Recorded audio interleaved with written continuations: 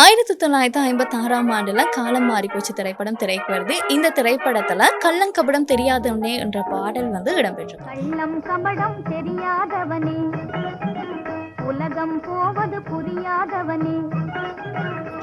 இந்த பாடலை ஜிக்கி பாட மாஸ்டர் வேணு வந்து இசையமைச்சிருப்பாரு.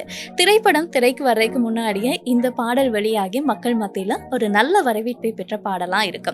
இதே மாதிரி எம்ஜிஆருடைய நடிப்புல மதுரை வீரன்ற ஒரு திரைப்படம் திரைக்கு வந்திருக்கும். இந்த திரைப்படத்துல அழகான ஒரு பாடலை நம்ம பட்டுக்கோட்டை கல்யாணம் சுந்தரம் அவர்கள் வந்து எழுதியிருப்பாரு. சும்மா கிடந்தா சோறு கிடைக்குமான்ற பாடல்.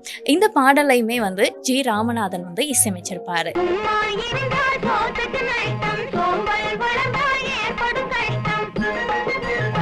காலம் மாறி போச்சு திரைப்படத்துக்கு ஒரு மாதத்துக்கு முன்னர் தான் இந்த மதுரை வீரன் திரைப்படம் திரைக்கு வந்திருக்கு. இந்த இரண்டு திரைப்படத்துல இருக்கக்கூடிய இந்த இரண்டு பாடல்களுமே ஒரே மெட்டுல இசையமைக்கப்பட்ட பாடல்களா இருக்கு.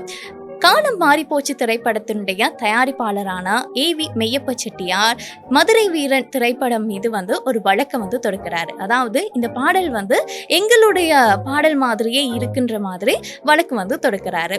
இந்த வழக்கை எடுத்த நீதிபதி இந்த ரெண்டு பாடலுமே ஒரிஜினல் பாடல் கிடையாது, இது ஒரு கிராமத்து பாடல், அந்த கிராமத்து பாடல்ல இருந்து தான் நீங்க அப்பட்டமா கொப்பி பண்ணிருக்கீங்கன்னு சொல்லி இந்த வழக்கை தள்ளுபடி செய்துட்டாரு.